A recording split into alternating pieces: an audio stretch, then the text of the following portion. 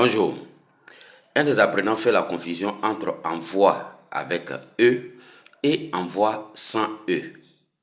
Alors, il attire notre attention pour qu'on lui fasse vraiment un éclairage à propos de ces deux expressions. Alors, envoi avec E, envoi sans E. Quelle est la différence?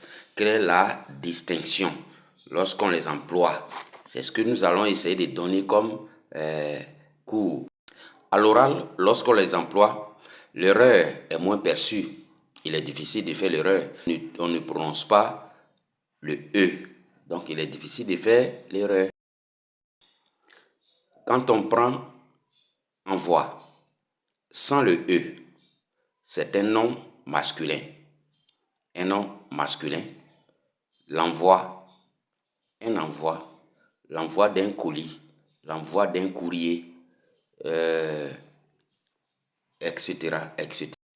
Cet envoi sans E, qui est un nom masculin, exemple, un envoi, l'envoi d'un colis, peut être, sinon peut avoir comme synonyme une expédition, un acheminement. Dans ce cas, cet envoi sans E, qui est un nom masculin, qui peut avoir comme synonyme une expédition, un acheminement, prend S au pluriel. En revanche, envoi avec E, c'est le verbe envoyer.